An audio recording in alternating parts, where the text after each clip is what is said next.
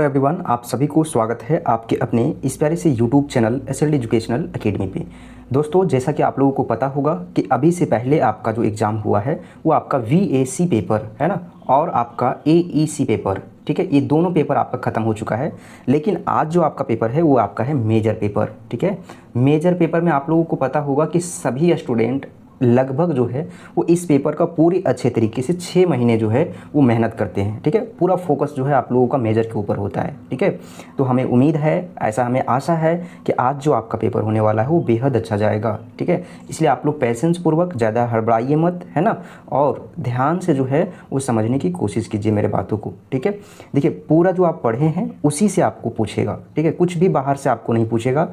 आप लोग जो है धैर्य बनाए रखिए, है ना, और बहुत ही पैसेंस पूर्वक जो है वो अपने एग्ज़ाम को दिखाइएगा, ठीक है। क्योंकि अभी से पहले आप लोगों का 50 नंबर का ही पेपर हो रहा था और 2 घंटे का ही हो रहा था, लेकिन अब जो एग्ज़ाम होगा उस एग्ज़ाम में आपका 75 नंबर का जो है वो पेपर रहेगा, ठीक है। और आपका ये जो है वो 3 घंटे का एग्ज़ाम होगा, ठीक है। साथ ही साथ आपको जो है वो कॉपी को बहुत ही अच्छे तरीके से लिख के आना है। टारगेट बैच में हम बहुत सारी चीज़ों को बता चुके हैं, है ना, जो आपको गेस्ट पेपर दिया गया है, ठीक है। साथ ही साथ प्रीवियस ईयर का क्वेश्चंस दिया गया है, अभी आपको उसी को फॉलो करना है, ज़्यादा कुछ आपको नहीं देखना है। पैसेंस पूर्वक पूरे जो आपको गेस्ट पेपर दिया गया है उस गेस्ट पेपर को जो है वो अच्छे से टारगेट बैच में आप कीजिए, है ना, और साथ ही साथ PYQ को भी ज़रूर से कर लीजिएगा, ठीक है। तो इस तरीके से आप अगर फॉलो करते हैं, है ना, गेस्ट पेपर प्लस PYQ, और आपको आंसर लिखने का जो तरीका हम बताए हैं, है ना, उसी को आपको फॉलो करना है, ठीक है। तो चलिए यहाँ पे देखिए, आपका ये प्रीवियस ईयर का क्वेश्चन है और किस तरीके से आपका क्वेश्चन पूछ रहा है, ये चीज़ भी देखना बेहद ज़रूरी है, ठीक है। साथ ही साथ हमें ये चीज़ बता दें दोस्तों कि ये जो पेपर है वो मेजर और माइनर दोनों के लिए इम्पॉर्टेंट है। हिस्ट्री जो पेपर है ना, हिस्ट्री मेजर और माइनर, ठीक है, जिनका भी हिस्ट्री मेजर होगा और माइनर होगा उन दोनों के लिए ये वीडियो हेल्पफुल रहने वाला है, ठीक है।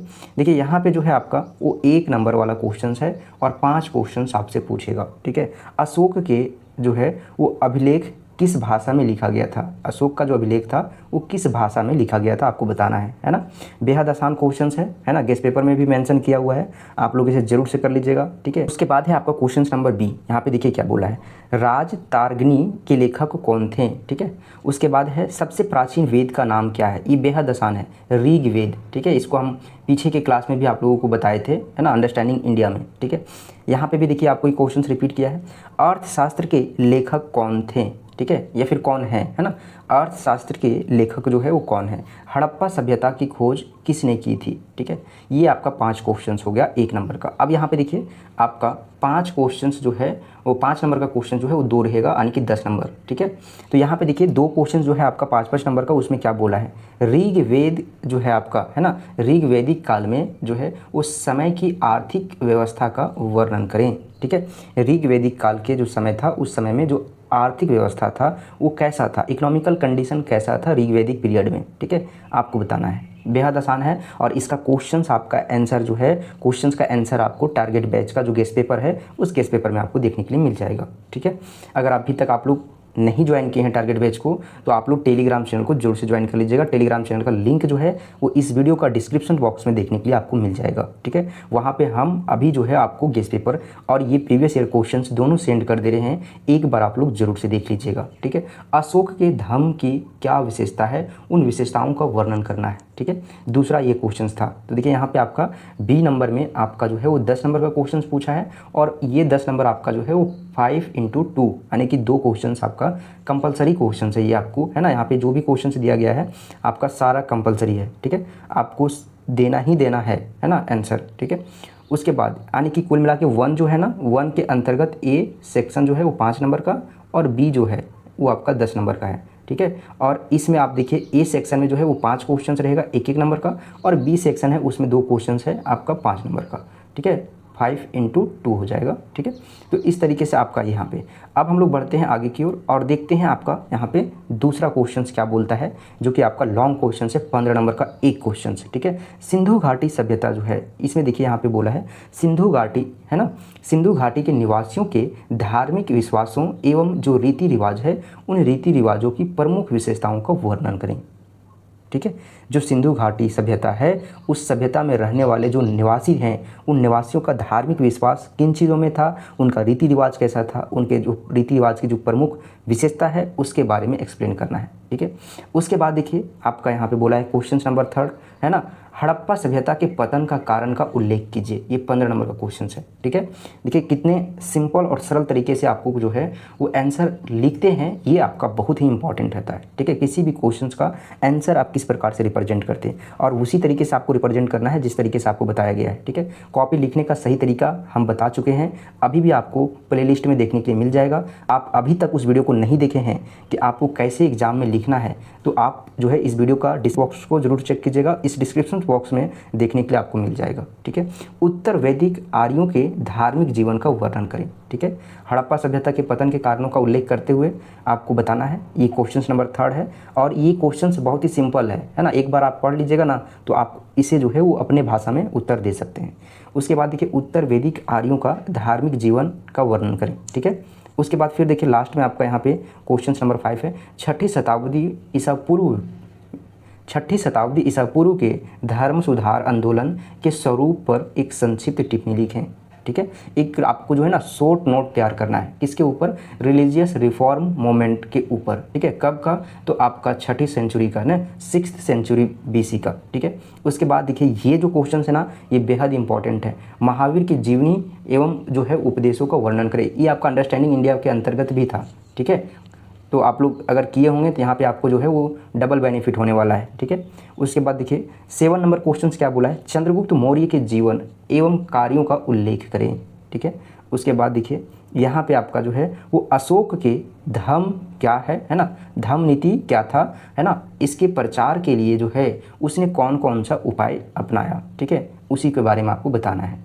उसके बाद देखिए लास्ट क्वेश्चन से आपका है ना यहाँ पे 9 नंबर। ठीक है, इसमें बोला है कि मौर्यों के अधीन शिक्षा और साहित्य के विकास पर एक संक्षिप्त टिप्पणी लिखें। यानी कि जब मौर्य काल के अधीन जब था है ना आपका, तो उस वक्त जो है वो शिक्षा का व्यवस्था कैसा विकसित हुआ, साहित्य का जो है विकास किस प्रकार से हुआ, उसके ऊपर एक आपको संक्षिप्त टिप्पणी लिखना है। ठीक है, उसके बाद सिंधु घाटी सभ्यता के नगर निर्माण योजना के मुख्य विशेषताओं का वर्णन करें। ठीक है, तो इस प्रकार से देख सकते हैं आपको यहाँ पे टोटल जो है वो 9 यानी कि 10 क्वेश्चन है ना। तो इस 10 क्वेश्चन में आप देखिएगा तो 1 क्वेश्चन 2 क्वेश्चन है ना, और यहाँ पे आपका 3 क्वेश्चन 4 5 6 7 8 और आपका एक 9। इस 9 क्वेश्चन में से आपको जो है वो कितना क्वेश्चन का आंसर करना है, तो आपको मात्र जो है वो 4 क्वेश्चन का। ठीक है, आपको जो है कितना करना है, 4 क्वेश्चन का। इस 9 में से आपको 4 क्वेश्चन को आप आंसर कीजिएगा, आपका हो जाएगा। ठीक है, 15 इंटू जो है वो आपका जो है वो 4 हो जाएगा, यानी कि 15 चौक 60 है ना, और इधर 15 नंबर 75 नंबर का तो पेपर ही है, तो उधर जो है आपका 10 + 5 और प्लस जो है वो 15 इंटू 4 यानी कि 60 ज़्यादा दिया है क्या। क्वेश्चंस का पैटर्न आप लोग जरूर से समझ लीजिएगा। देखिए यहाँ पे टोटल आपका जो क्वेश्चंस है वो आपका यहाँ पे समझने की ज़रूरत है ना। देखिए यहाँ पे जो है आपका वो क्वेश्चन नंबर 2 से शुरू हो रहा है, एक यहाँ से हो गया, 2 3 4 5 6 7 और आपका एक यहाँ पे 8 और एक 9 क्वेश्चन है। 9 क्वेश्चन में आपको 4 ही क्वेश्चन को अटेम्प्ट करना है। ठीक है, इस सेट में जो है ना आपका क्वेश्चंस का ऑप्शन ज़्यादा दिया है। ठीक है, इसलिए आप लोग इस चीज़ को ध्यान में रखिएगा, है ना।